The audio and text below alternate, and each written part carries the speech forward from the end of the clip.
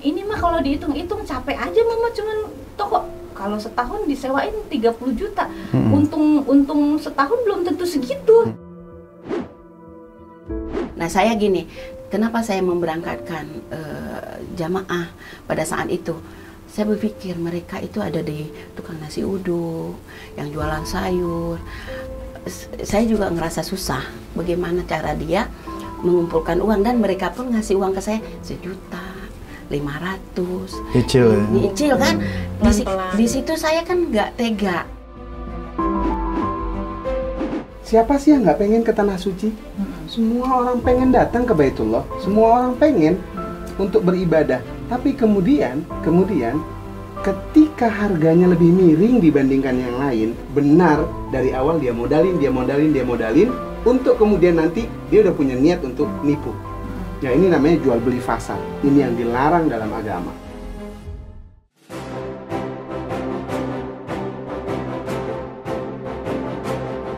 Mau hadiah jutaan rupiah atau grand prize umroh gratis?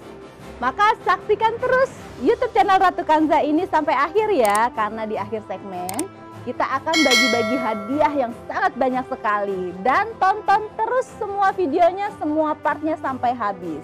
Dah!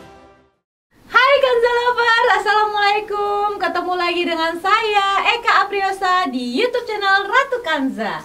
Karena wanita tidak hanya perlu cantik, tapi juga harus mandiri dan menginspirasi. Ya Kanza Lovers, sekarang saya didampingi lagi oleh Kak Miki Afi. Yeay. Assalamualaikum warahmatullahi wabarakatuh. Alhamdulillah, insya Allah baik. Ya, Kanza Lovers, senang sekali saya bisa hadir kembali di sini bersama-sama dengan Ratu Kanza tentunya, dan bintang tamu kita yang sangat luar biasa dan tentunya menginspirasi. Ya, seperti kehidupan banyak sekali yang terjadi, dan tentunya adalah sebuah kebijaksanaan bagi kita apabila kita bisa mengambil hikmah dari semua kejadian-kejadian yang terjadi di hidup kita. Nah, bintang tamu kita kali ini akan menceritakan sedikit tentang pengalaman yang sudah terjadi di hidupnya. Mungkin bisa diperkenalkan langsung oleh Ratu Kanza kita. Iya, Kanza Lovers. Sekarang kita saya mencoba untuk memori Kanza. Iya benar. Silakan. Diton lagi berarti ya. Kita ditemani oleh siapa ya? Ini benar-benar yang spesial. Karena ini adalah big boss-nya Maja Kanza. Ini kita hari ini ditemani oleh oma-oma dan opa-opa. Oh, kamu opa? Bukan. Opa Korea saya. Iya. Ini adalah Mama Yusnidar, mamaku. Ada di sebelahnya ada Bu Vivin. Apa kabar Bu Vivin? Alhamdulillah. Siapanya Mama Bu Vivin? Soulmate. Oh, soulmate. Wow. Dan di sebelah Bu Vivin ada Ustadz Abdul Qadir. Kalau kita biasa manggil Uwa. Wow. Waalaikumsalam. Udah opa belum? Oh, belum. Menjelang ya. Opa ya. Oke. Ya, ini dia narasumber kita hari ini. Yang hari ini kita mau angkat tema apa nih, Kak Miki? Tema yang sangat menarik pastinya, karena kita pengen tanya tentang pengalaman yang sudah dialami oleh, aku manggilnya Oma juga ya? Jangan dong. Dan oleh ibu-ibu ini ya? Iya benar sekali. Tante boleh tante.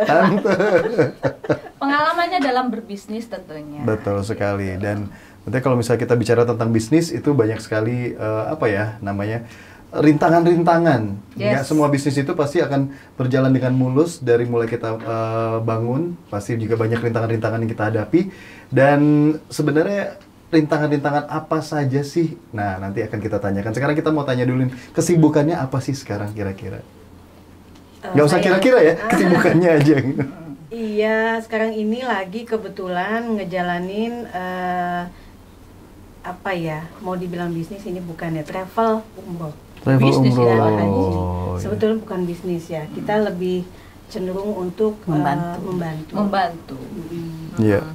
Membantu, tapi yang kemudian menghasilkan. Nah, itu latar belakangnya ada lagi kenapa membantu tuh Kak. Gitu. Iya, latar belakangnya ada. Nah, kenapa membantu? Karena sebelumnya banyak sekali ya. Ibu-ibu ini dan beliau ini adalah, oh ya benar, beliau ya. Beliau ini adalah agent travel untuk bukan bisnis, untuk travel umroh dan haji gitu, di salah satu perusahaan yang gitu ya, di sensor yang bermasalah sebelumnya. Ya, dengan Jadi, hukum ya tentu. Bermasalah dengan hukum dan jamaahnya. Jadi masuk kategori penipuan ya, bener nggak? Wah. Iya, Ya, betul. Ponzi ya. Jadi ini adalah semacam kasus penipuan yang sebenarnya udah selesai di pengadilan ya. Sudah dihukum, sudah dipenjara ini. Sudah diputuskan Tapi ya. sebelum ke situ saya punya cerita lucu. Jadi bagaimana Kak. cerita lucunya? Cerita lucu banget ini Kak. Jadi di saat saya itu ini ke mamah dulu ya. Ya. Jadi mama itu kan punya bisnis sebelum travel umroh ini ya. Jadi jualan baju iya. Terus awalnya lagi jualan beras saya suruhkan mah. Insya Allah kan Eka udah bisa cari uang sendiri. Ya udah cari uang sendiri ya dan bisa bantu mamah gitu ya. Udahlah mama nggak usah kerja-kerja lagi, fokus aja udah hari tua, udah tinggal panen aja gitu. Menikmati Biar aja ya. Anak-anak yang cari uang gitu kan. Nah, buat hari tua mama. Akhirnya mama nurut. Nah, pertamanya nggak mau nurut tuh beras, sampai akhirnya kecolongan tuh kami Ki. Kecolongan itu maksudnya Malingan. gimana? Malingan. Oh, kemalingan. Jadi Diangkat semua. warung itu dibobol subuh-subuh. Lucunya subuh-subuh lagi udah mulai Enggak terang. subuh jam 6. Jam 6 lagi. Pagi-pagi Terang malahan yes, ya? Yes, karena kita kebiasaan bukanya jam 8 kan. Oke. Nah, tahu-tahu datang-datang udah berkurang tuh separuh toko. Separuh Berasnya satu toko. mobil dibawa kan. Baru turun. Wow. Baru masuk barang. Baru banget belanja barang, barang baru datang, toko masih penuh. Diambil beberapa karung gitu. 1 ton ada kali Mbak ya. Lebih. Sekali turun 3 ton. Habis. Mungkin dikembalikan dalam bentuk nasi nggak? Nggak ya? Kayaknya dikembalikan dalam bentuk omset Majakansa yang bermiliar. Amin ya Allah. Amin ya Allah. Insya Allah. Amin. Kalau kita ikhlas ya, Iya, insya iya. Allah. Masya Allah ya, Masya digantinya Allah, luar berlipat. biasa. Alhamdulillah. Nah, Sama akhirnya kapling di akhirat nanti. Amin. amin. Nah, Nah, akhirnya kemalingan tuh Kak Miki sekali. Akhirnya 2 kali baru saya bilang, "Mah, ini mah kalau dihitung-hitung capek aja mama cuman toko kalau setahun disewain 30 juta. Untung setahun belum tentu segitu. Mendingan disewain aja kan tokonya." Iya, benar. Berhentilah tuh. Akhirnya masih jalanin tuh kredit. Akhirnya nemu tuh hadis-hadisnya. Kredit itu riba, dosa apa Riba sih? itu dosa. Nggak boleh memberikan peluang hutang kan? Nah, udah lama ngapain sih Mak? Ntar kalau mama kenapa-napa ada hutang di mana-mana kan kita yang dosa juga gitu kan? Berhentilah. Akhirnya mama saya magabut dong kami Ki. Magabut, bingung, orang biasa beraktivitas Aktif ya. tinggi. Terus tiba-tiba nggak ngapa-ngapain, ternyata nggak enak juga bagi mama. Bingung malahan. Sampai akhirnya ya udahlah mama iseng-iseng bisnis travel aja walaupun untung nggak seberapa gitu ya. Jalaninlah bisnis. Oke Ma, jalan bisnis. Pas aku tanya, "Berapa mah harganya tiketnya?" Kalau nggak salah pernah di 14-15 ya. Iya. 14 juta, 15 juta. Aku langsung dong, namanya kita anak matematika ya, anak manajemen. Hah, tiket pesawat berapa ya ke Arab ya? Tiket pesawat pulang pergi kayaknya udah di atas 10. Nanya-nanya ke teman, tiket pesawat yang paling murah, pesawat paling murah deh berapa? Di atas 10. Hotel berapa ya? Ini nggak masuk akal mah tiket harga segini. Ini kayaknya nggak beres deh mah. Udah mama, boleh mama beli tapi paketnya 10 aja ya. 10 kursi gitu. Maksudnya kan kalau agent itu kan sistemnya gimana? Nyetok dulu kan? Iya, paketan ya, beli. Nyetok kursi, baru jadi kayak dia tuh kayak Cari jamaah. dia udah megang kursinya nih, udah megang tiketnya untuk 10 orang, baru 10 itu dijualin gitu. Nah, akhirnya apa ya? Mama kecanduan kayaknya ya. Oke. Jadi ngeberaniin diri untuk nyetok banyak. Karena mama udah aku bilang, "Mah jangan ya Mah, Eka ingetin nggak boleh Mah." Iya tuh tetangga sebelah Mah udah kena kasus duluan kan, udah ada 2 yang heboh kan, ada 2 Iya, nih benar. travel haji umroh yang bermasalah nih. Nah yang pertama udah ada duluan, nah kita kejebak di yang kedua, bukan kita sih mama saya. Nah akhirnya mama nggak tahu beli berapa kursi Mah? Banyak. Berapa? 1 miliar. 1 miliar. Coba bayangin Wow. berapa nyetoknya? Pokoknya banyak dah. Orang mas, banyak kita orang mas itu, mas papahnya kan paket itu sekilo lebih dijual. Pas mas lagi naik, habis semua uangnya saya beli seat semua. Jadi kurang lebih sekitar 50 lebih seat, 60 seat kayaknya tuh. Wow. Lebih Lebih ya. lebih ratus mama Ratusan ya? seat. Berarti Tapi lebih ada dari 1 sebagian M yang dong Mah. berangkat. Ya kan, iya. Tapi kan ada yang udah balik masuk uang. Jadi ceritanya kami Ki, mamahku sudah borong 50 lebih 100 seat katanya kan tadi 100 seat, berarti kan hampir 2 M tuh. Nah, nggak ngomong-ngomong sama saya. Oke. Ngomong dong sama saya. Kesel dong. Nah, tapi nggak sampai situ. Nah, akhirnya yang berangkat terakhir itu member-member saya dong. Saya ngumrohin waktu itu sekitar berapa? 13 member Pajak Kanza saya umrohin dan menggunakan kursi mama. Dan ternyata mama ngomong sama member-member itu, ini sebenarnya mama kena tipu, gini. Ini sebenarnya pemilik travelnya udah dipenjara, gini. Justru ngomongnya sama member ya? Tapi jangan bilang Eka ya, kayak gitu. Mama takut dimarahin, bla bla bla. Berangkatlah tuh mereka umroh. Ini sebenarnya mama dana ini harus ada penambahan biaya apa ya? Karena mama kan kena tipu juga, jadi meminta tambah meringankan legaan hati mereka untuk mau menambahkan sedikit gitu loh, 5 juta 5 juta supaya bisa tetap berangkat. Nah, dan mau, alhamdulillah. dan mereka 13 orang itu mau. Oke, dirimu. Oh iya. Kan takut kan? Takut si 13 orang ini takutnya protes ke Eka. Eka katanya gratis kok nambah 5 juta. Jadi mama ngomongnya begitu. Ini sebenarnya harus nambah nih segini. Sebenarnya mama kena tipu. Jadi mama nombokin pakai tiket yang lain, beli di travel lain. Nah, jangan bilang Eka ya, supaya maksudnya jangan protes ke aku. Pas begitu pulang umroh baru mama cerita tuh ke Miki. Pas mama cerita, aku tahu nggak reaksi aku gimana? Kan udah Eka bilang mama jangan gitu. Tuh kan mama dimarahin. Enggak, mama seperti cerita, yang diduga. enggak, mama cerita karena gini, pas berangkat mama tuh kehilangan dompet. Nah, dilalah ya, memang udah nggak tahu lah, kebawa ATM semua, KTP, SIM segala macam tuh dibawa di dompet, jadi satu kebawa, entah di Ada yang mana. ambil ya? Yang walang uang 5 juta ya itu hilang. Begitu hilang kan kelabakan tuh. Dan kelabakan itu pas pulang ke rumah udah panik, kondisi memang nggak ada uang, nggak beli apa-apa, entah ngomong apa, orangnya udah kumpul di rumah. Jangan nangis, Ma, kita belum sampai situ. Nggak nangis. Jadi begitu orang nih ngomong apa, baru mama kehilangan, mama kan uangnya hilang, kan mama lagi ketipu gitu. Baru cerita kenapa saya ngomong. Saya memang udah niat kalau jamaah saya sudah berangkat semua baru saya ngomong. Ya. Bapak pun nggak tahu, yang tahu cuman Ulfa sendiri yang tahu. Dan waktu mau ngeberangkatin itu pun jamaah ada 50 orang lagi, 50 orang dikali waktu itu ada Albis, ada travel yang berbaik hati, waktu itu kena 17 ya Bu Vin ya, 17 juta, berarti 12 saya tanggung, 5 juta saya minta bantuan. Alhamdulillah banyak yang mau ya, walaupun teman Eka udah bilang dia, mereka ngerti. Bahkan ada orang agen-agen yang lain tidak memberangkatkan karena tidak ada dana. Nah saya gini, kenapa saya memberangkatkan jamaah pada saat itu? Saya berpikir mereka itu ada di tukang nasi uduk, yang jualan sayur. Saya juga ngerasa susah bagaimana cara dia mengumpulkan uang, dan mereka pun ngasih uang ke saya 1.500.000. Nyicil kan? Di situ saya kan nggak tega, ya Allah, mudahkanlah saya, indikan saya gitu. Pokoknya doa terus ya. Kalau ada orang yang datang ngumpet dulu gitu, gimana solusinya? Akhirnya saya kebetulan tipe orang yang senang nabung ya. 1 lembar saya tunggu deh ya Pak, mama lihat dulu uangnya gimana, cukup enggak. Kalau enggak cukup saya akan ini perhiasan deh, biarin gitu. Lihat ada deposit, ada sekitar 7 lembar. 1 lembar ya. 1 lembarnya 1 M kan? Enggak, 1 lembarnya 100 juta. Saya kan asal 100 saya taruh. Cuman kan saya memang sengaja tabungan itu setiap saya udah nabung saya nggak anggap. Karena kalau saya anggap nanti keambil.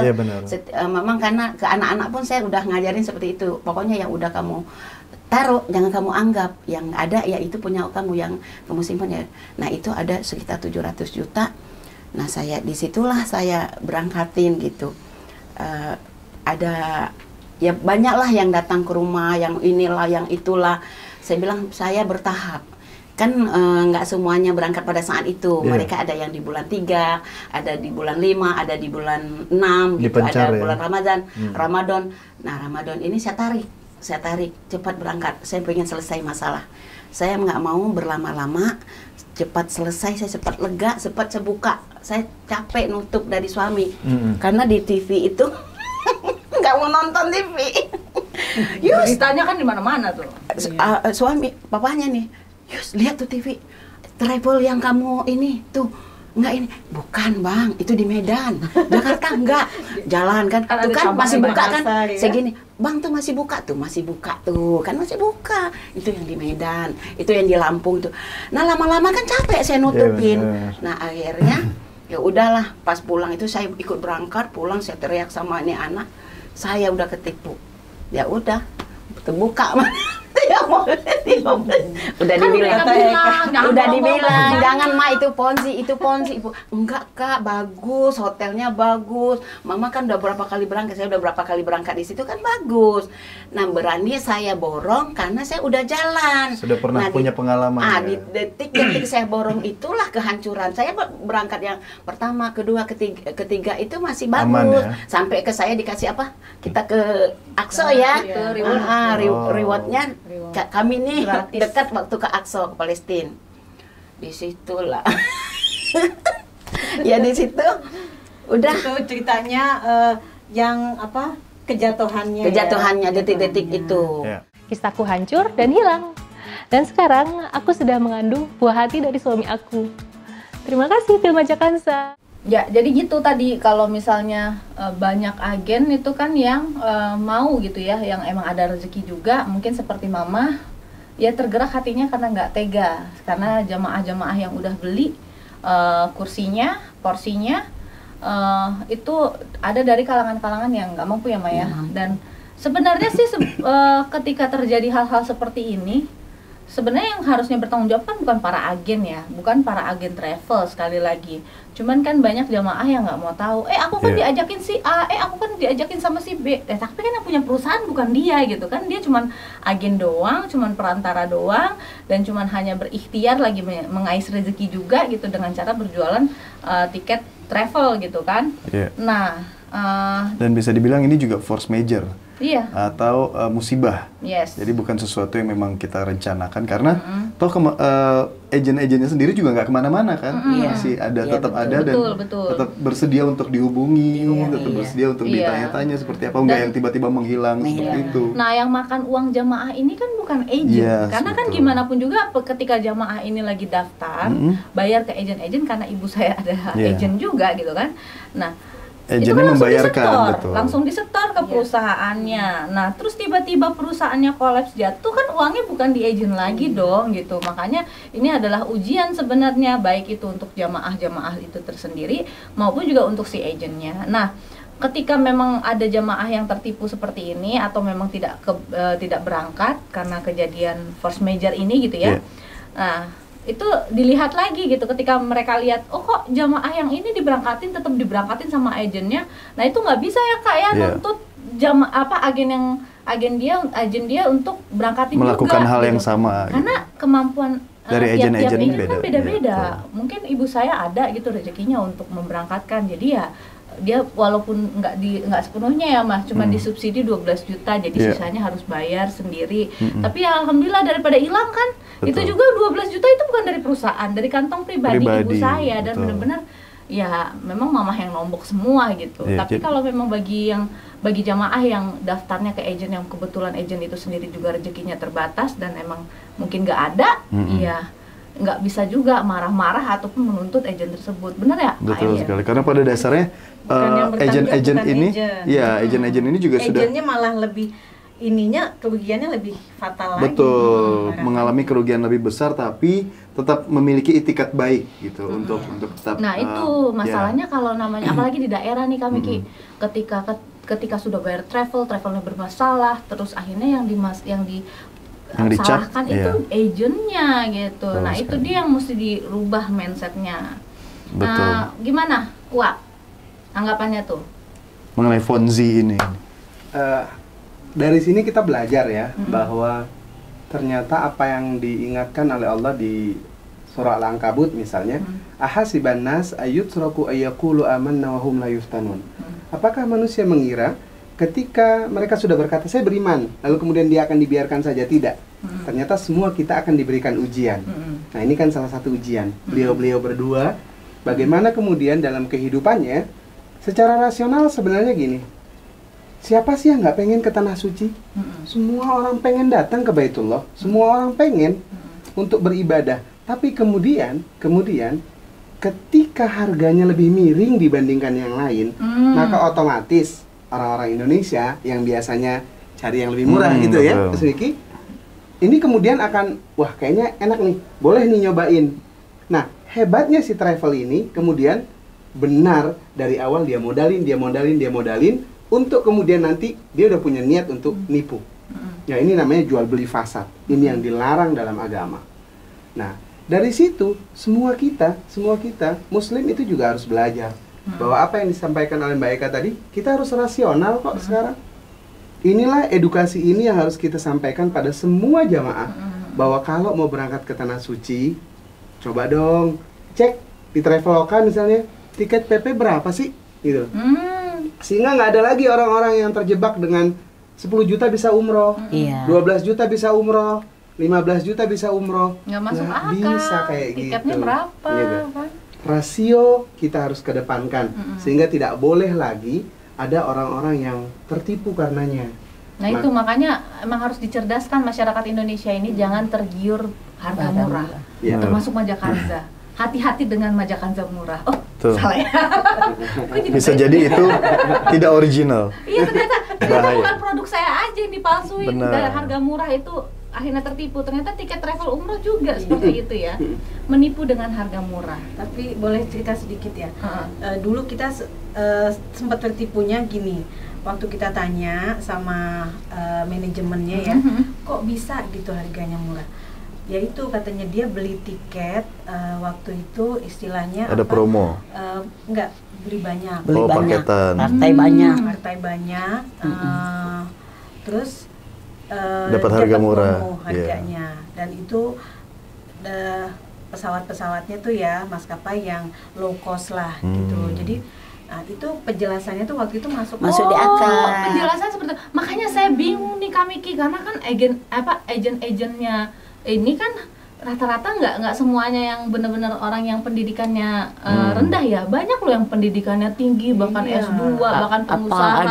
ada yang itu juga. dokter kan, dan lagi profesor. mereka tuh punya pengalaman beberapa kali sudah menggunakan Travel ini. pakai Iya. travel itu dan bisa Nah, gitu. iya makanya Bagus. itu yang saya tanya-tanya di benak saya. Itu apakah agen-agen ini nggak berpikir rasio tadi gitu loh untuk menghitung-hitung apakah masuk akal berangkat umroh dengan harga 14-15 juta bahkan 17 juta gitu kan? Karena pada dasarnya kan mungkin agen-agen ini sendiri tidak punya direct link atau link langsung ke Iya, ke maskapai. maskapai, Nah, betul. jadi deal-deal seperti itu juga nggak yakin apakah benar ada atau tidak. Enggak, seperti tapi itu. minimal nih Kak, minimal ketika pendidikan mereka tinggi, saya aja yang nggak tinggi gitu kan. Saya aja cuma lulusan SMA aja mikir, hah kenapa umroh bisa ada yang 22 juta, bisa ada yang 25 juta, tapi dijual 14 juta.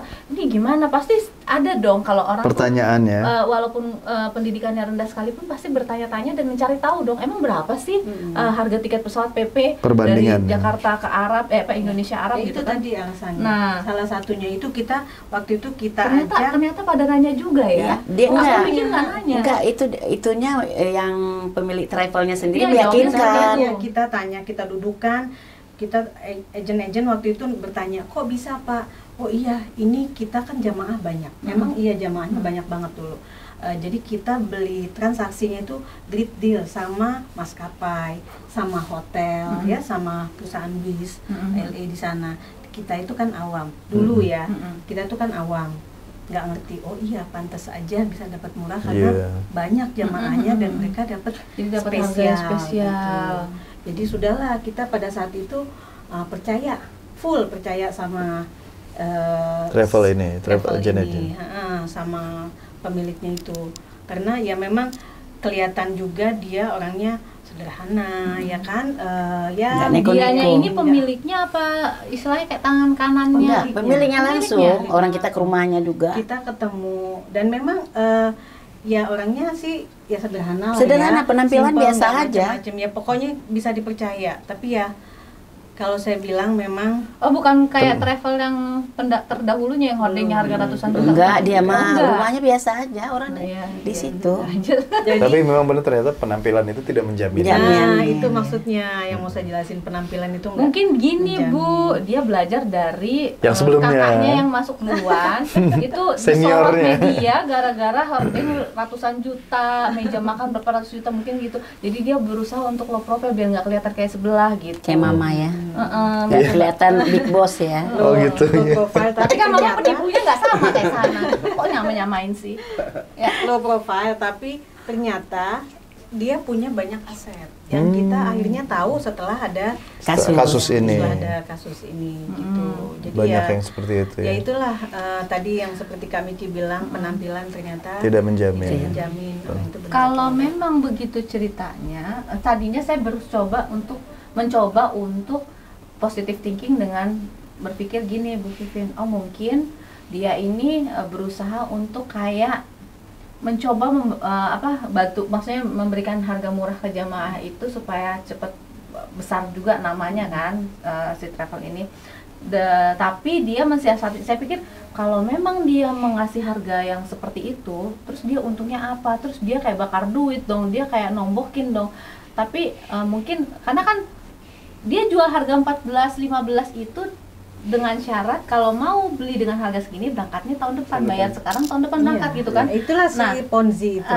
saya pikir uang yang bayar sekarang nih, bayar tahun ini, di berangkat tahun depan itu diputar dulu ke bisnis yang lain untuk bisa nutupin ini. Oh, Saya bukan. pikir di setting seperti itu, terus akhirnya dia kesandung, akhirnya bangkrut dan ketipu gitu. Ya benar. Tapi Ya walau alam enggak, kalau tapi itu. kalau dengar ceritanya seperti itu, dia udah memberikan jawaban bahwa oh itu harga harga pesawatnya itu karena promo besar-besaran, karena kita dealnya sama maskapai dan deal. lain sebagainya, berarti emang udah disetting dari awal tuh bahwa dia mau men-setting selama gue bisa gali lubang tutup lubang akan aku jalanin terus. Tapi di sisi lain dia udah mengamankan aset-aset dia, dia udah sisihin supaya nggak kena semua gitu kan. Jadi Ya, dalam kurun kalau waktu itu tertentu mungkin itu dia ya, pengen dapat itu sebanyak-banyaknya. pikiran kita. Karena Kita dia nggak tahu. akan tahu pasti akan kesandung juga Iya. ujung-ujungnya. Ya kalau soal itu walau alam. Memang ya maksudnya gini, dari sisi agent, kita sebagai agent itu kita cuma ngelihat ini, saya sih pada saat itu ya saya lihat ini bisa dipercaya atau enggak.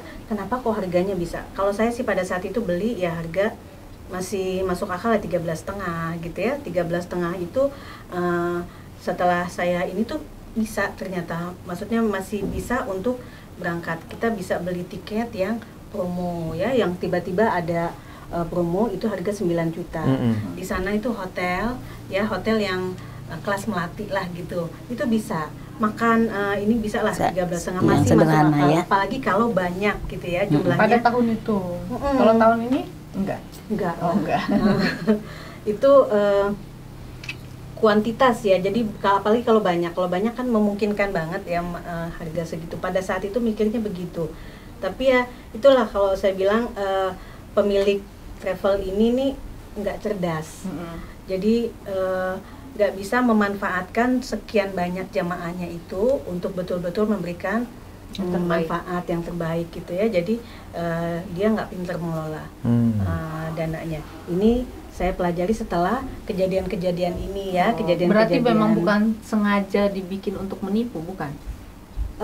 Walau alam. Kita nggak tahu. Kalau itu nggak tahu. Ini kita berhusnuzon aja gitu ceritanya ya. Coba berhusnuzon. Kalau memang misalnya dia punya niat tidak baik, ya itu kan urusan dia sebetulnya ya. Tapi yang saya coba setelah saya mengalami sendiri, saya punya pengalaman ini, saya pikir itu sebetulnya harganya masuk akal. Saya beli 13,5 waktu itu, masih bisa masih bisa berangkat ya. Masih bisa berangkat, apalagi kalau jumlah banyak. Cuman dia nggak cerdas gitu loh untuk memanfaatkan momen-momen itu. Jadi ya itulah akhirnya terjebak sistem Ponzi. Mungkin jalan pintas, karena kan kalau misalnya ingin dapat yang harga promo yang tadi itu memang benar-benar harus giat kan. Kita harus benar-benar cari info, terus dipantengin sampai benar-benar momennya pas ada promo langsung kita beli. Nah, jadi mungkin dia pengen jalan pintas. Ya udah, yang penting kalau misalnya dia tahu secara psikologi konsumen-konsumen di Indonesia nih akan tergiur dengan harga murah. Murah, iya betul. Pasti betul. berbondong-bondong nih, Iya, taruh aja iya. harga murah. Dia pasti pada saat dia mempersiapkan itu dia sudah memikirkan jawaban dari pertanyaan yang akan muncul Iya. gitu. Nah tadi mungkin, nah kalau misalnya kita bicara tentang tanggung jawab yang dari si travel yang yang setelah bermasalah melakukan itu. Ponzi ini tuh seperti apa kepada para korban-korbannya ini?